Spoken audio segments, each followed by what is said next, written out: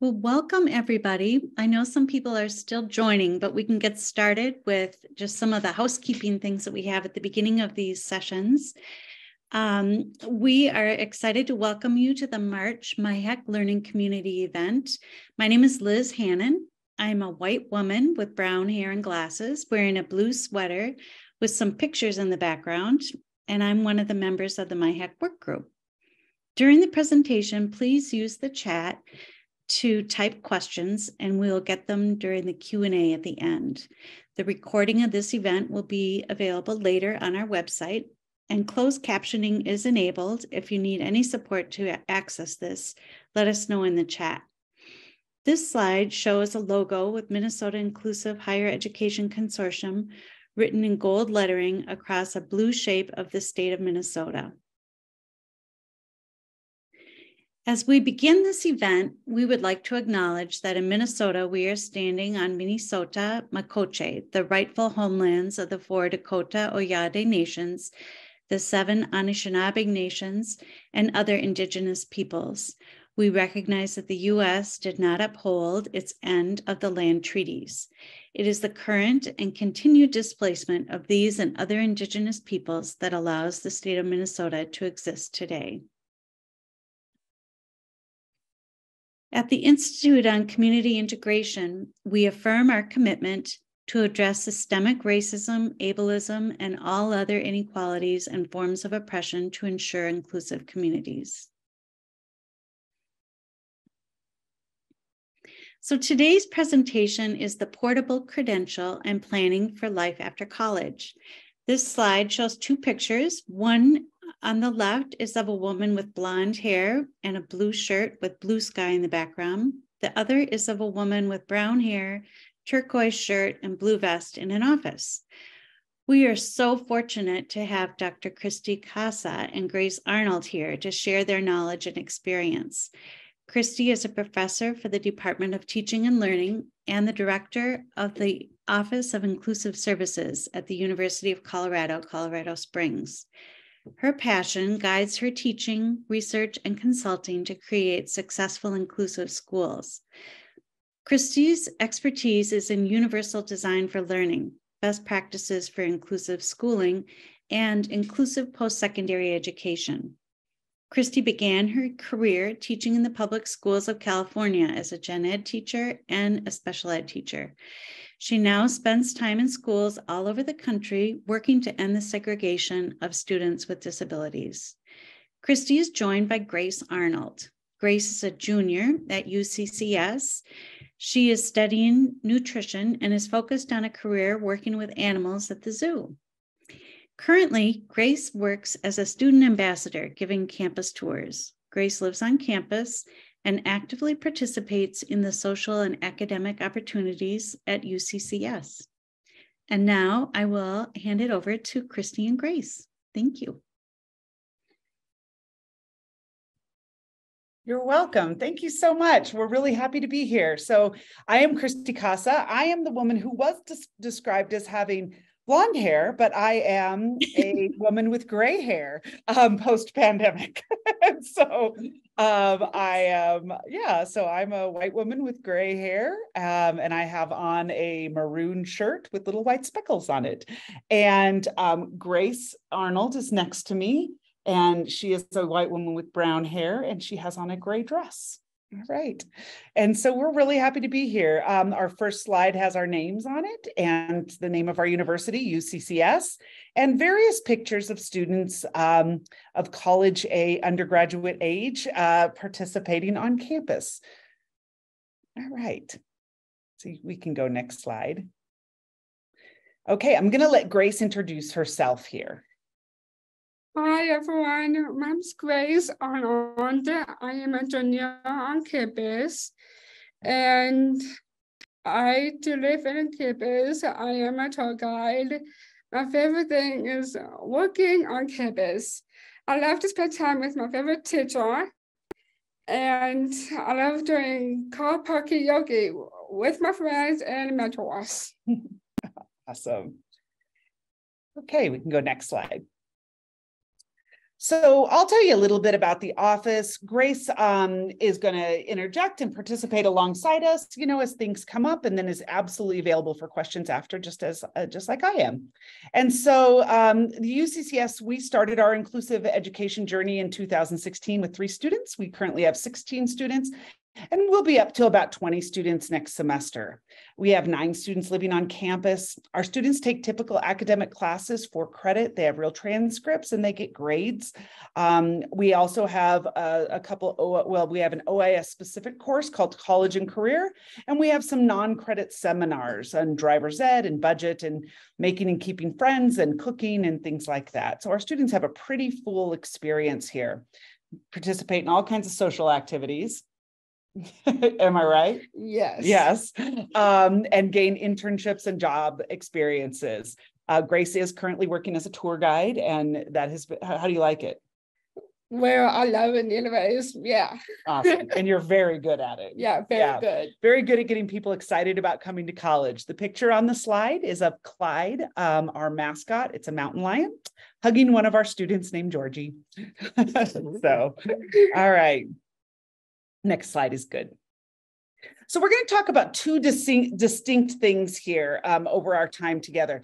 One is how we got this comprehensive higher education certificate, and then how we support students to transition out of college and into, back into their communities and back into their life. I'll try to split my time kind of evenly between those, and then we can talk about, anything that comes up for people as we finish here.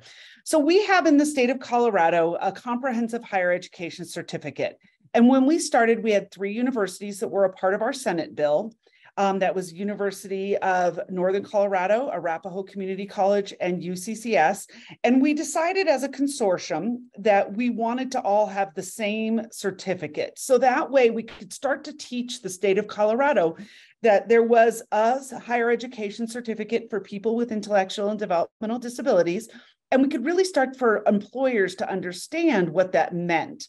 And so that's, that was our endeavor that we launched in 2016, was to create a universal comprehensive higher education certificate. Okay, next slide.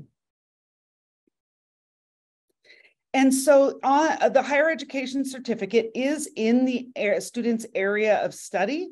So just like I said, our students get an official transcript, they get grades, and they get credits. Our transcript does note that our students are receiving modifications and that this is a certificate.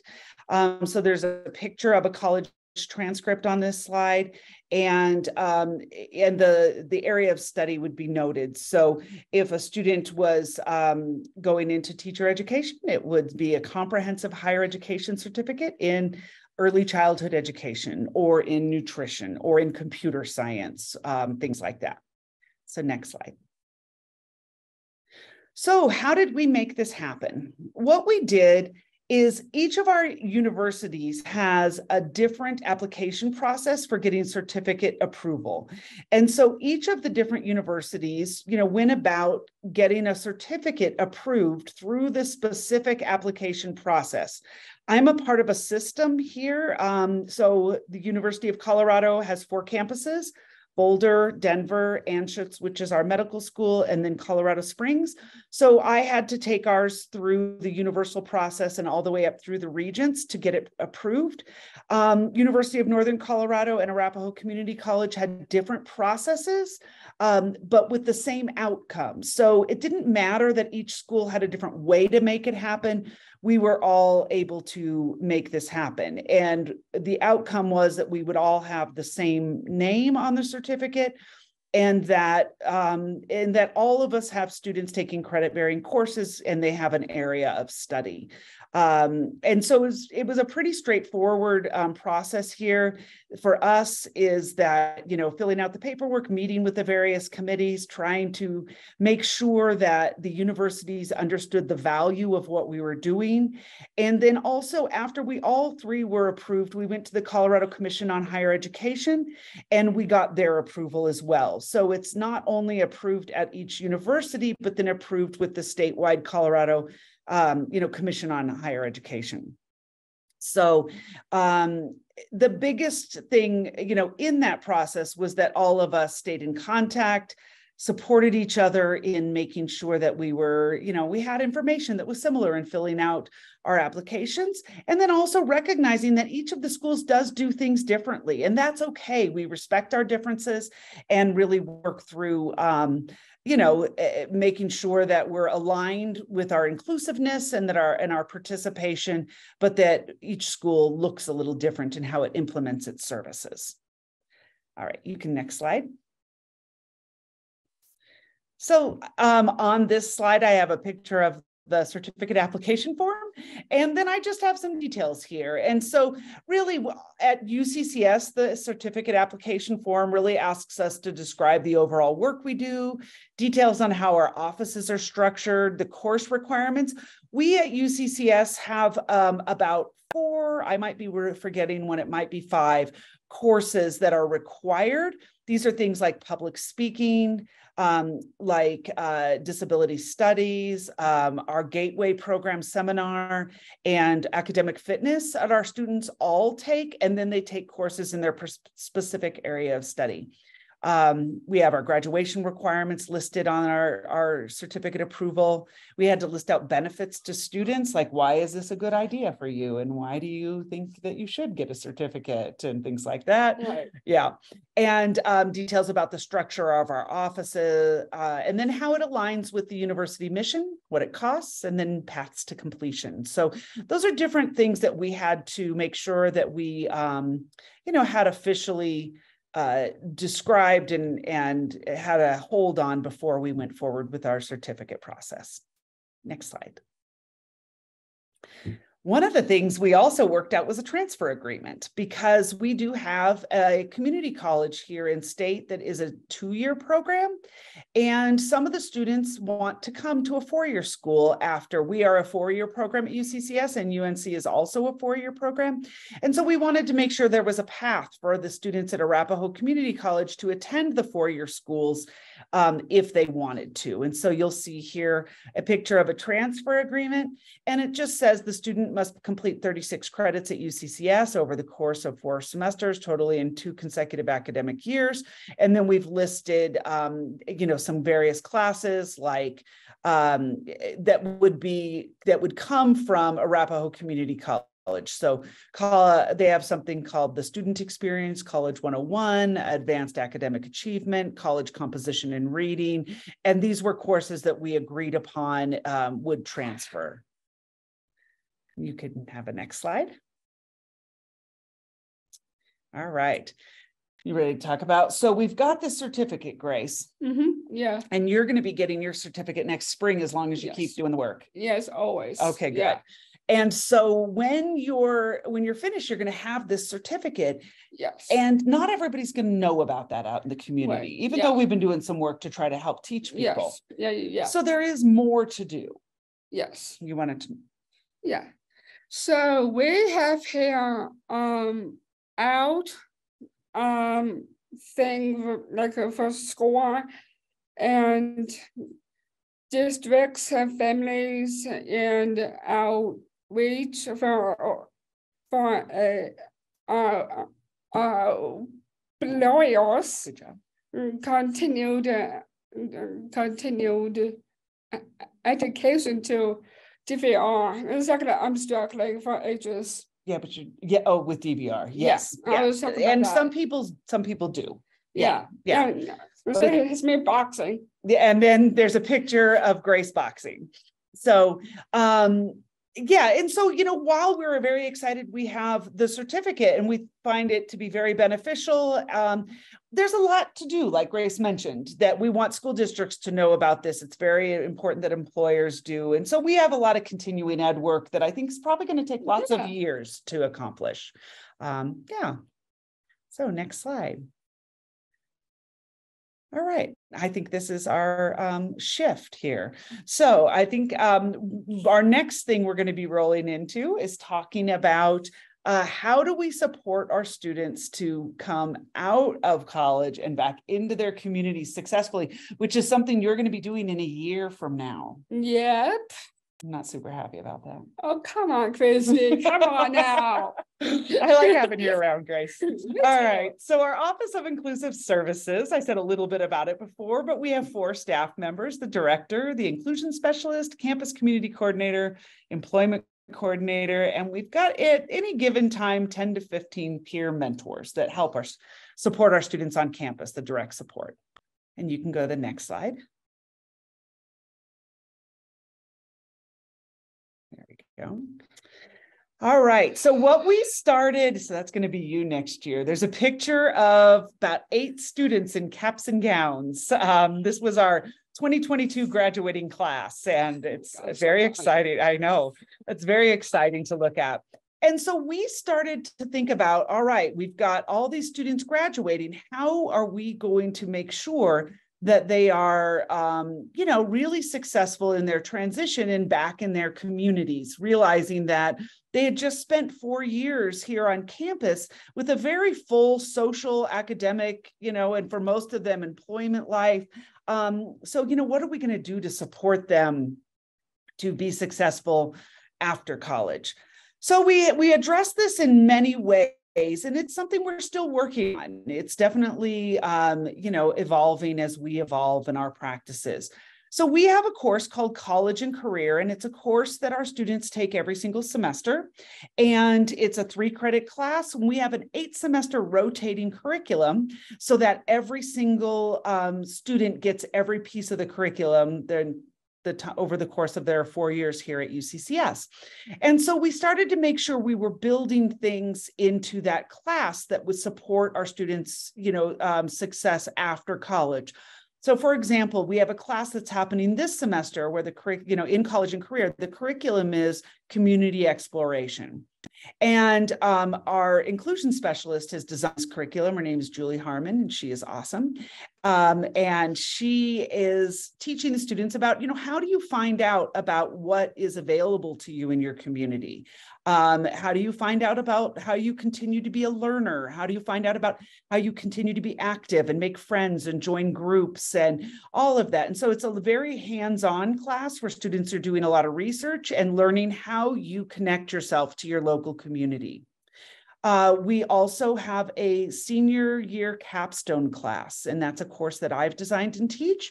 And the capstone class is really about the students exploring what they want their life to look like after college. And so but they're making concrete plans now, because this capstone class is only the spring semester of their senior year. So it's, things are happening, and we've got to really make sure that we're understanding. So students are doing things like researching apartments to live in, like the actual buildings and what the leases say and how much it is going to be. We have a family survey that goes out so families can, share their information of what they see for their student after college.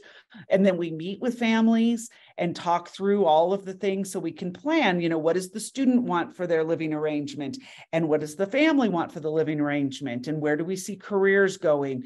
It's a time for us to reconnect with DVR. We provide DVR services here while our students are in college, and then we want students to be able to reconnect if that is their family's choice with DVR after they're done with college. So the capstone class encapsulates all of those things. And they also do a project based on their career goal. And so you'll have to start thinking, Grace, what your project will be next year. Well, you don't have to decide right now. Yeah, no, not quite yet. That's right. Our campus and community coordinator meets with families and students and looks at all the student research that's been done, and they make them a book full of links and QR codes. So that way the student has actual resources for the community where they're going to be living. Not all of our students live in Colorado Springs. We have students from Texas, Michigan, and all over Colorado. And so the resource book has things from their actual community where they're going to be living in. And so we make sure they've got that. And then our inclusion specialist puts together a portfolio as well for the students to take with them. So I think I have some more detailed examples after this slide, so we can go next slide and we'll look at that. All right. So these are kind of how the work in the community exploration course goes out, as we have students doing research in the areas of 4 pillars. And so in academics, are they researching libraries and museums and ways that they continue to be lifelong learners? For the social area, they are researching personal events, and they're learning to do outings. So they've recently and are still doing their outing proposals. What did you do for your outing proposal? I think I did on a movie night. Oh, cool. Actually. It seems like those like past Saturday evening. Okay. So yeah, so I did that for my assignment. Okay, cool. So they have an assignment to plan and carry out an outing with friends of their choice. The outing is their choice and the friends are their choices. But the whole point is to teach students all of the elements that are needed in order to go out places with friends. So you got to check on your money, your transportation, your, where you're going to go, movie tickets if you're going to do that, all kinds of things. And we really are teaching them all the steps necessary so that they can do that on their own after graduation and while they're still in college as well. They are doing independent living exploration. So how they will keep themselves safe, local medical resources, things like that. And then also they're researching careers where they're looking at career options and how to connect with DVR as well. You'll see in this slide, there's a picture of 2 students working on a big chart paper. One has blonde hair and a pink outfit, and the other one is bald with a black and t-shirt and blue jeans. Next slide, please. All right. So the capstone class, like I said before, they're discovering and planning about what they want to do after college, and then they're designing and carrying out the project. But in this picture, you will see, about 12, 20-something-year-old college students gathered around with a big sign behind them that says UCCS Class of 2022. And this is from our capstone celebration. And so the students do all of their planning in the class. They do a project, and then they present the project to their family, friends, and people from the university at a big celebration night that's about a week prior to their graduation. And so this is a picture from that celebration.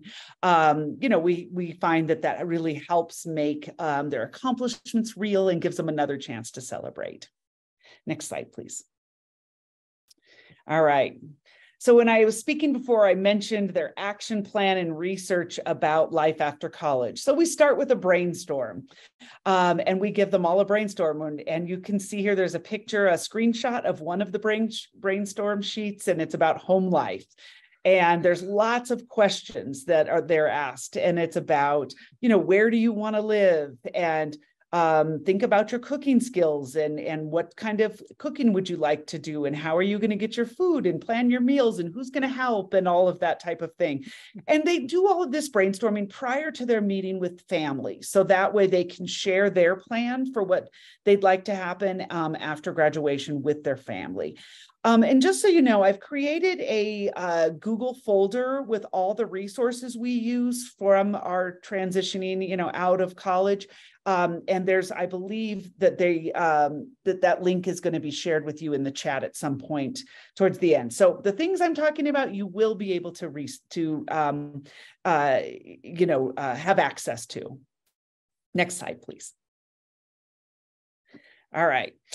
And so then you'll see more things here. So the last part was about cooking and independent living, and this one is about activities. So, one of the things is our students are very busy in college. Mm-hmm. You go to boxing, yep, yoga, yep, work, yep, class, yep. What else? I love to spend time with my family and my cousins. Yeah, but when you're in college, you spend time with your friends. Yeah, friends. And I would say I love doing free time. Tonight you're going to crew. Yeah. So very busy during college. Yeah, very busy. Yeah. Yeah. And so what we want is to teach students that if they liked some of those activities and things that they were doing during college, that they can do them after college.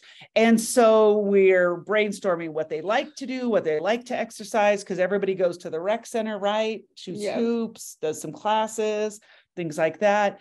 and really want them to think about they're going to have to plan their free time after college a little differently. And so that's this part of it. Next slide. Another thing is about careers. So we do a lot of work with work experience while our students are on campus, and that is internships and also paid work on campus, and then working to connect with employers off campus as well. And so we do in our college and career class, we talk about, okay, where do you want to work? If you've worked on campus, how are we going to support students to work off campus afterwards? So for example, Grace currently works as a tour guide, but I just told her before this that we have a meeting Thursday with the local zoo because that's actually Grace's career goal. So work experience as a tour guide using Grace's strengths as a very outgoing and positive person is a great work experience. And you're loving that job. Yep, always.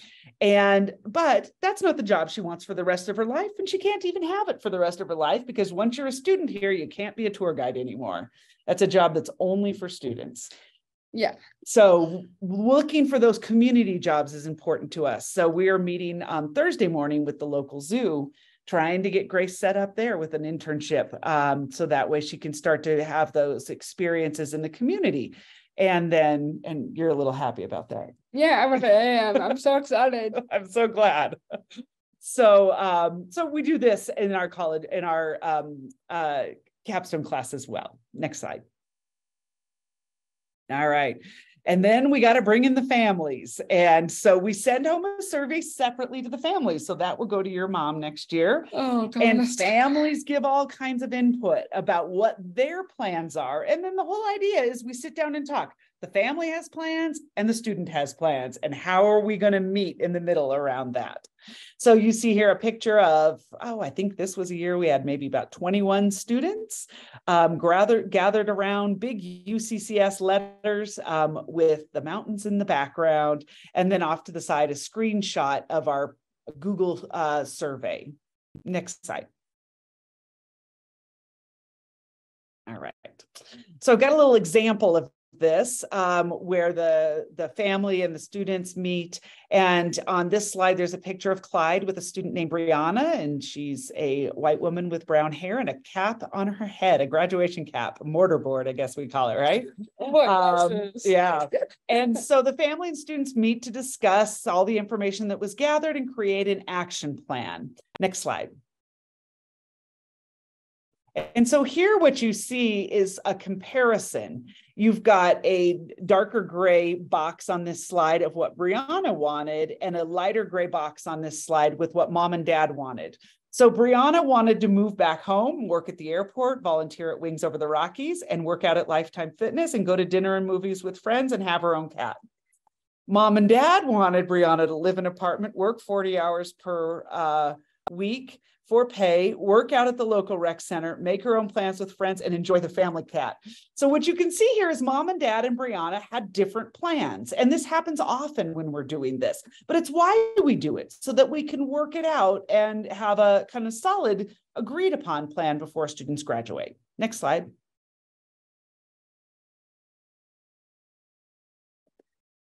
All right. And so this is what actually happened. Brianna moved home for 6 months while looking for roommates and apartments, working about 20 hours a week and volunteering about 5 hours a week, working out at the rec center if she liked the tour, and then planning meals and outings with friends, having friends over after moving out again, and getting a cat when she moved out again. So you can see there's compromise in the plans there. And there's a picture of 3 UCCS alumni students at a booth in a restaurant. And one of the things that we have really been excited about is our students are reaching out and having social lives after college. We are excited to see them sharing. We've got an alumni social media page that's private, and they share about the things they're doing, about their jobs, about their, apartments, about friends they're getting together with. And it is nice to see them really gathering and enjoying life after college and being successful as well. Next slide, please. All right. So the other thing I had mentioned was a transition toolkit. And our campus community coordinator does create this transition toolkit. She has all kinds of resources in there, and it's all delivered to our students electronically so they can access things. They also get a hard copy. We give them each other's phone numbers with permission, of course, so they can stay in touch with the people they've been to college with. We support them to have all kinds of links to live music and transportation and cooking and budgeting tools and all kinds of things that will help them. And if you go to the link after it is provided, you'll be able to look through the transition toolkit because I've got samples in the Google folder. All right, next slide. Okay, and so this just shows you some of the samples. So, you see the recreation here. So Brianna lived up in the Lone Tree area, and there's information about where she could work out, different exercise opportunities for her, places she can shop and hang out, arts centers, places. She happens to love to sing, so there's information there about a local choir and singing group if she wanted to join. And really just trying to set our students up for success. They're used to doing online research, and this gives them a place to start so they can build things into their life. Next slide, please. More pictures of the transition toolkit here with the table of contents. And you can see the different topics covered, things such as self-care ideas, physical health tips, independent living skills, ideas for when you want to be alone. That's the me time you talk about, right? Yes. So we try to also teach our students, there's different things that people do when they're alone, and that could be journaling, it could be adult coloring books, it could be playing solitaire, it could be knitting, it could be all kinds of different things, building, painting, but really teaching them that it's okay to have alone time. And then also there's some, really kind of great things you could do when you're hanging out on your own. Different resources here for if you need help with things, scheduling and calendars. And then you see contact information for friends and alumni that they've met along the way at their time at UCCS. Next slide, please. All right. So our capstone and career project, what I mentioned before, there's a picture here of maybe about 20 students and friends at the capstone celebration, and a big sign in the back that says UCCS class of 2022. And so as I mentioned briefly, students create a project that relates to their career goal. Project, really the goal of the project is to increase the knowledge of their career, and the project has to be useful for the job that they're after. And students choose the topic and the design, and they spend the entire semester working on that project. We've got mentors that provide support. I provide support. We've got 4 projects being built currently as we speak, one of which you'll get to engage in this week, because Georgie's project is to make unhealthy foods healthy, because she's interested in cooking and nutrition. Yep. You're going to be making healthy chocolate banana bread. Yes, So, I love those. So I'm curious to see how that goes and what it tastes like. So, so those projects take time throughout the whole semester. They develop a slideshow and visuals to support their presentation, and then they present to the families and friends. Next slide, please. This is just a screenshot of their project brainstorm. Again, this will be available to you in the Google folder. Next slide.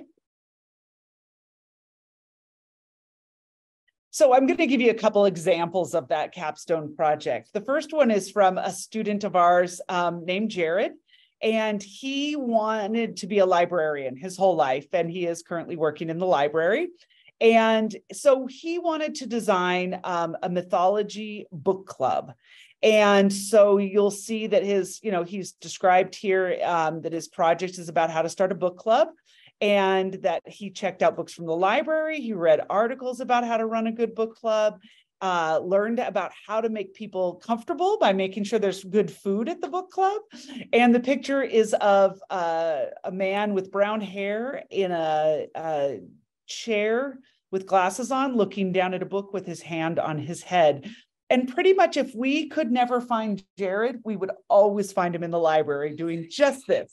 Jared loves to read, so this was a great project that he thought he could then bring to his work at the library. Next slide, please. So Mia was another student of ours, and her area of study was early childhood education and sign language. And she created lessons to teach young children sign language that she is still using to this day. And she graduated in 2020. So Mia has all these lesson plans that she created as her project on how to teach students to sign numbers and days of the week and months of the year and holidays and expressions and the alphabet, all types of things. And she did use them when she's a teacher and still uses them. Actually, Mia teaches at the university and at a school.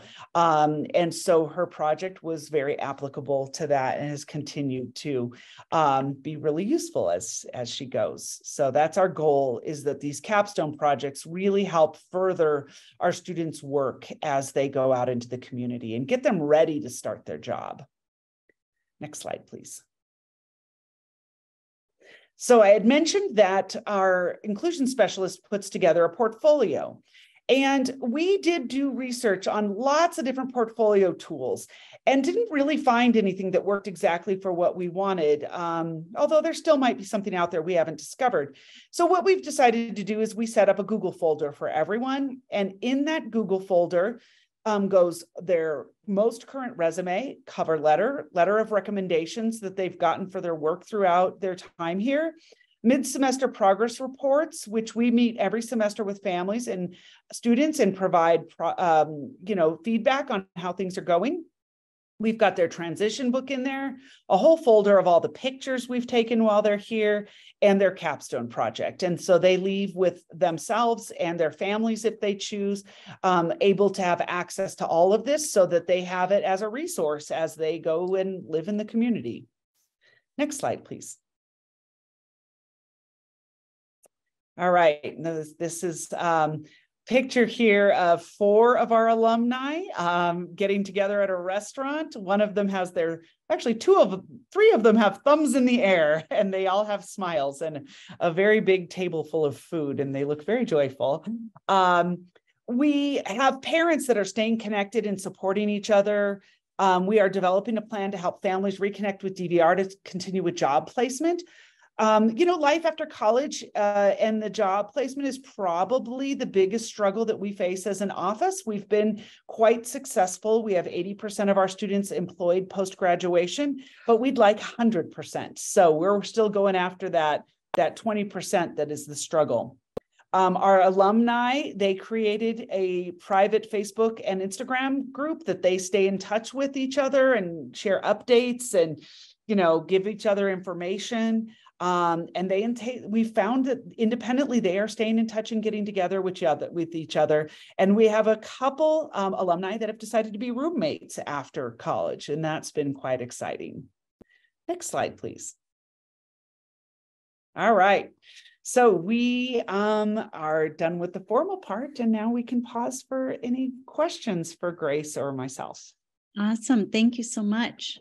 And if people can put their questions in the chat, or if you want to raise the hand feature, we could do that as well. And in the meantime, we have, I don't see any on here. I see that Deborah said many of the classes would be good for all college students. I agree. So our rotating curriculum of our college and career class is person-driven planning with a course that I've built called Speak Up. We do goal setting and carrying out your goals, new fitness and nutrition, or we do cooking and nutrition, and then a whole thing on recreation and fitness. And then we do what's that called? We do a curriculum on social skills. We do a curriculum on dating and relationships. You remember that? Oh my God, that's about no time. It was embarrassing, right? Yeah. Yeah. It is. Everyone thinks the dating and relationships course is embarrassing, but we don't teach it. We actually last time hired Terry Cohenhoven to teach it, and she does a brilliant job. And then we do campus community connections, and we do service learning. And I agree, all of that would be good for typical students. And I've thought about opening that up for typical students. So that might be a next growth for us. All right, I see a question here. It says, before you had agreed upon certificate, were your students able to work on campus through student employment? We're having difficulty with that due to the FICA tax. So we have always had students employed even before on campus, even prior to having a certificate. I don't know what the FICA tax is, so somebody could tell me that. We have not run into any trouble with our students being employed on campus. And I actually was pleasantly surprised by that, because I was worried that we would not be able to have, a robust student employment experience on campus. But our campus has really welcomed our students as employees, in particular in the rec center, the bookstore, campus ambassadors, which is Grace as the tour guide. We do have a couple students who are interested in culinary, who are working in food prep in the dining hall. And those have all been very successful partnerships. We've just started an internship with the UCCS Police Department. That's gone very well. So we have probably 2 opportunities that are unpaid, and the rest are paid. Awesome. Thanks, Christy. Yeah. Quick question for you about the approval process. So do you recall approximately how long it took to get the university approval for the certificate when you were first starting out? And then the second approval process when you went to the Commission on Higher Education? Yeah, so it took us, I would say 6 months to get approval here at the university, all the way through the regents. And then after that was done, probably another 3 months before the Colorado Higher Education Commission approved it. So, we had some opening conversations with the Colorado Higher Education Commission prior to the approval at the university level. So we had prepped them so they knew what was coming. And it wasn't, something new to them by the time they got it. So probably 9 months total there. And did it help to have the, because when you guys first started out, it was funded through the legislation that went through the state. So did that help, do you think, with sort of that approval process? Probably. I mean, I can't know for sure, but I think, initially we wanted to start our college inclusion journey here in Colorado through the TIPSID process. And at the last minute in 2015, we had a brand new dean, and she didn't really know what we were doing, and she wouldn't let us submit the grant, which was a big hit at the time.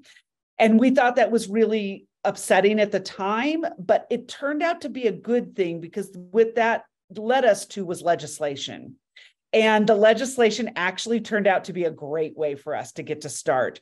So I think the legislation got a lot more statewide buy-in. And so I don't know for sure, but I do believe that the Colorado Higher Education Commission was much more on board because of the legislation. It gave it some, validity, credibility is probably the word I'm looking for. It gave it definitely some good credibility. I was going to go back to the chat real quick. Oh, let me go back. It says, our campus is welcoming, but students have to work under the temp or 1,000-hour position. Oh, okay. Yeah, and I would love to email with you, April. So please feel free. I'll just put my email in the chat here, and anybody can email. I'm happy to follow up with people and talk about any of this. Our students work as student employees, so I don't know if that is a different designation, but I'm, April, happy to chat. So, all right. Thank you. There's another question here that from Christine. Do you all have college funding, like hardline funds, or is the program self-sufficient with DVR and family support? We're entirely self-sufficient, with a tiny little caveat that I am a full professor at UCCS and the university gifts 50% of my time to direct the office. So that is the only in-kind, but that is continued and agreed upon donation, and I am grateful for that. But yeah, we are fully funded through our student fees. And you are correct in that some of our students access DVR and some of them access lots of scholarships. And we've written grants that have provided scholarships. We have a private scholarship from the Nick Harmon Foundation. So we've really tried to access as much funding as possible to support our students, but we are a fully self-funded office. The university gifts us space. They collaborate with us, so we have access to their accountants and things like that that help make sure our budget works as smoothly as we need it to. And then again, 50% of my time is in donation. But yeah, we are self-sufficient. I think I would love to see the university and universities all around the country eventually see us as this in the same light as disability service offices. And so disability service offices, are funded. I believe we should be funded as well. I don't believe we should have to be self-sufficient, but this is where we are in the game right now. And I know progress takes time. So I accept where we are and continue to push for the future. Another question that I have is, could you maybe go into a little bit more detail relative to the sort of the portfolio, the whole sort of all the resources that are the student has put together, and when they graduate, they're launching into their life after college, how you're infusing in sort of the person-centered planning. Yeah. And then just out of curiosity, in terms of sort of that capstone project, how are you finding that generally is aligning with the students' job goal if they are receiving services or support through vocational rehabilitation? Yeah, so I'll start with the portfolio. So the portfolio starts from the very beginning, their first year of college, because your first year of college, you practice writing cover letters. Yeah. And you do assessments to figure out if you need to use restroom. Okay. Yeah. You need to go. Yeah. Okay, go. Yeah. Yeah, okay, so yeah, it's like, yeah. No, you can go. It's not a problem. Not a problem. Oh, you're welcome. And so our first year, our students work on cover letters, they work on resumes. And as those continue to develop, because they have all these experiences over their course of their time here, we update them. So the portfolio isn't something that just happens the senior year. It's something that's developed over time, and everything is added. So cover letter, and it's just the final version of their cover letter that is in there. The final version of their resume is in there, that they've been working on over the course of 4 years. Because, like, for example, our students will take on a mentorship project, or they'll present at a conference, and we want to make sure that gets on their resume. And so we have different times throughout the semester, we make sure we're going in and supporting students to update resumes. Pictures, obviously. We have a very vibrant picture taking community here. So we have lots of pictures. Those go in there. I'm trying to remember without the picture what else is in there right now. Their transcript is in there, their final transcript, so they have access to that. Their progress, their mid-semester feedback forms are in there. And so that develops over time. Each semester we give feedback, and that's in there for them to look at as well. But I think the most valuable things that are in there are their transcripts, their cover letter, and their resume. And we want people to be able to support them, once they've left college, to be able to use those tools to move forward. So those are the most important things in there. We have established a line item and the DVR funding structure. So we provide the DVR services over the course of our time here. So our students receive funding from DVR so UCCS can provide the career services if they qualify. That's how we work it here. So they're not receiving direct direct support from DVR when they're here. So when we exit, we want to support them to reconnect with DVR if they want to, for job placement support, if that hasn't been accomplished at their time of graduation. We certainly work hard to get that accomplished, but we can't always get it accomplished. And so sometimes the students will need a little support past that. All of the capstone projects focus on their area of study and their career goals. So that's a requirement. You got to pick something that you're going to be doing post-graduation. So yeah, and then they pick. And people ask when we do person-driven planning. I think we do person-driven planning in everything we do every day. It's woven into everything we do. Yes, we have specific curriculum we teach. It's called Speak Up Colorado. It's online, it's free. SpeakUpColorado.com. I built it probably 4 years ago with a relationship with Medicaid. And it's a great, really edgy, cool, fun, person-driven planning, disability rights curriculum. You can check it out. You can use it. If you have questions, you can email me. But so we do have a specific curriculum, but then it's just built into all of the work we do. Yeah.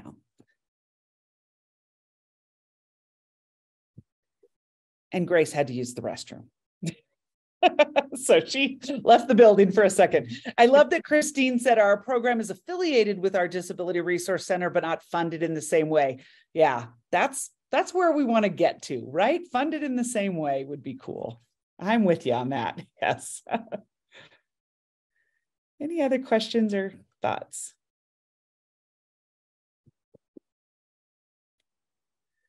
All right. Well, for the moment, we can go to launching the poll that we would like to get people's feedback before they peel off. And especially thank Christy and Grace, and thanks to everyone for attending. And we also have a few things to share. We have the April event will be coming up, and that is on dignity of risk. And then, and you can register on the MyHEC website, or also Singhi's going to put the link in the chat. And then the resources that Christy has mentioned and referred to throughout, we will follow up and provide that in a follow-up email, but we'll also, Singhi's going to drop that in the chat as well. So you can go through that and delve into some of the excellent resources that are available. And that you've so generously shared, Christy. Thank you. You're welcome. Yeah. We're all in this together. It's a big job to put on inclusive higher ed. And so I have learned from many of the programs that are out there, and I'm happy to share. Okay. Yeah.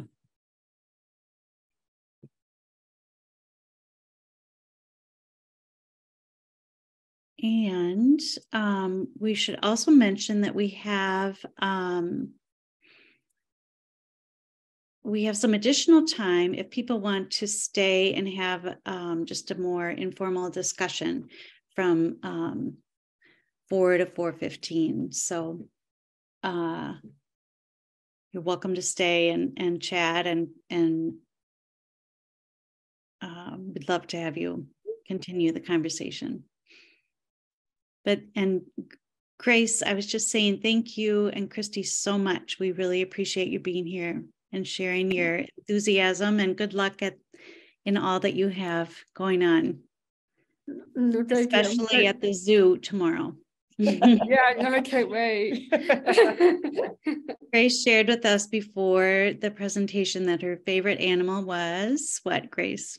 Hippopotamus. A hippopotamus, yeah. Yeah, very cool. Thank you. Thank you everyone to be there.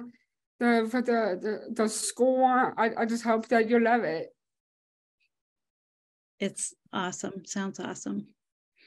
Grace, do you have any like favorite classes that you've taken while you've been there at UCCS? Well, I do have my favorite class, which is college and career on Fridays, because I really love that class, because It seems like a Christopher. This is a bio, actually. That's what you told me last semester. Yeah. Biology was your favorite. Yeah, no, it's just my hair. Awesome. Yeah. Is that still true? Because that's what you told me last semester. Yeah, it's my favorite. Yeah, Okay. the bio is my favorite. What else are you taking this semester? College and career? Yeah. What else? I am taking my team building. But that's not a class. No, That's just one of the things you do. So you've got college and career. What else? Business and admin. Business admin writing. What else?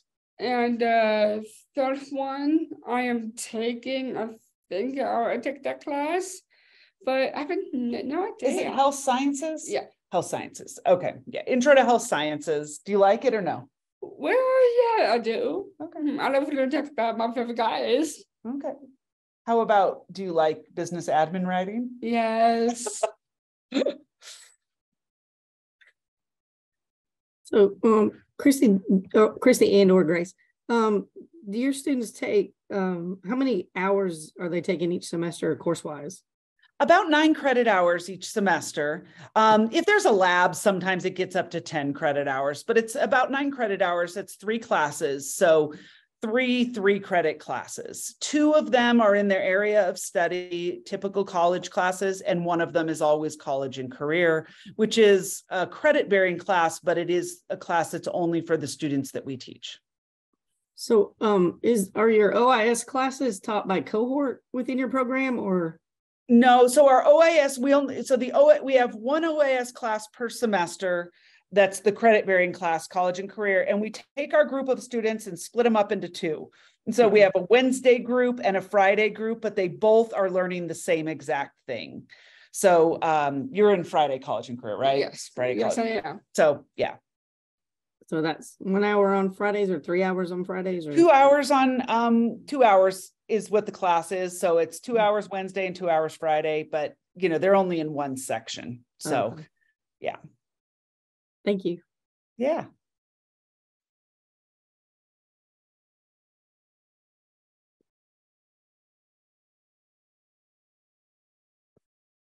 Grace, what is it like when you go back and forth between school and home, like for the summers?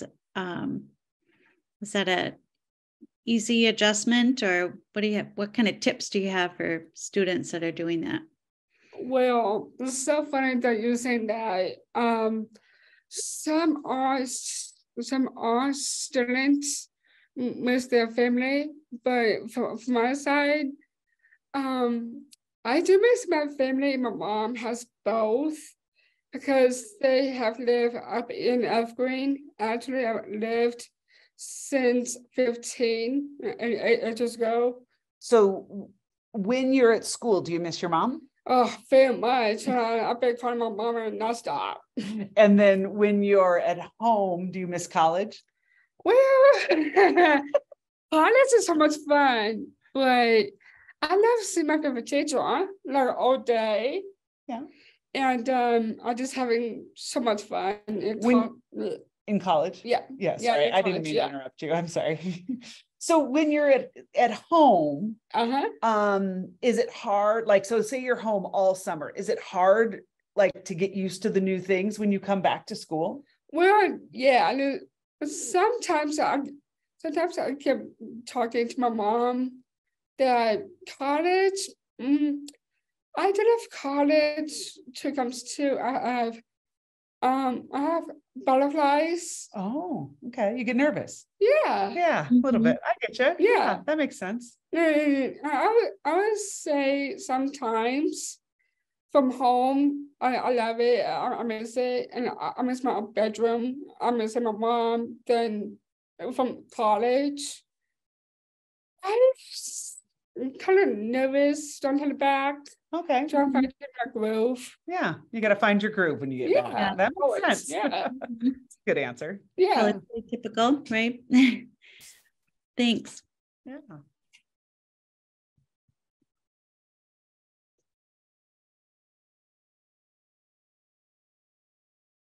Any other questions or things people wanted to chat about?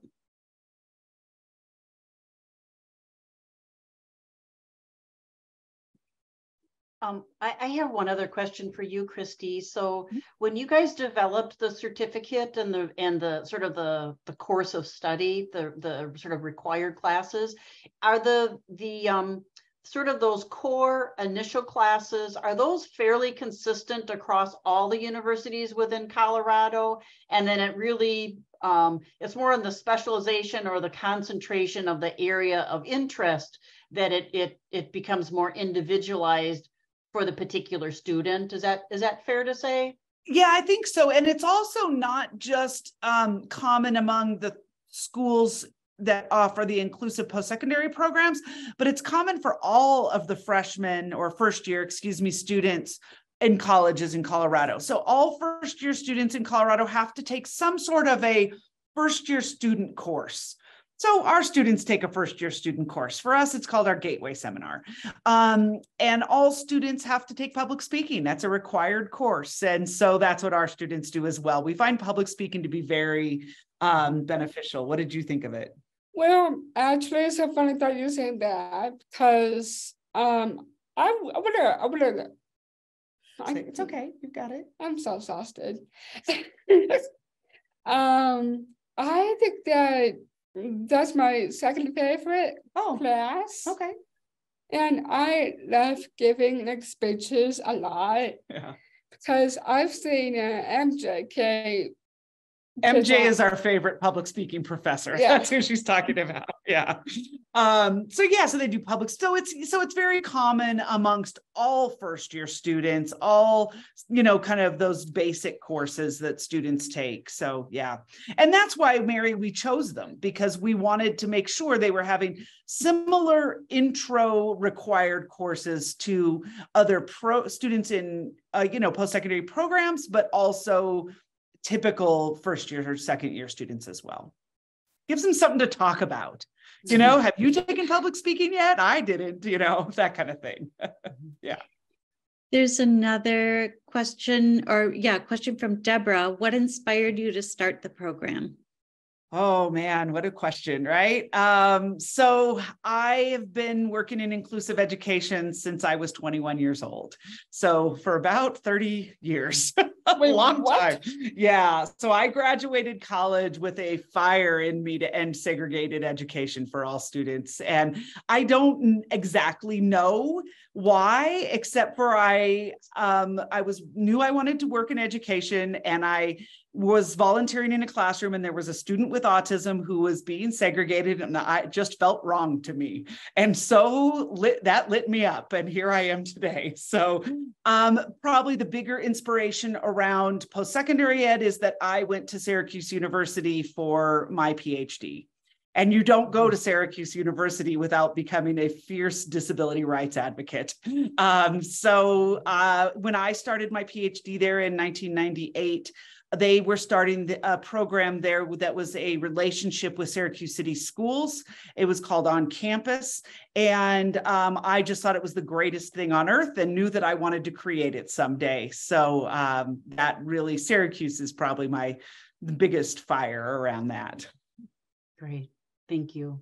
Yeah. I think now we want to transition. Thank everybody for coming today. If you'd like to stay and continue the conversation, that's fine. But this is sort of the end of the formal part of the gathering, and happy to stay on a little bit longer.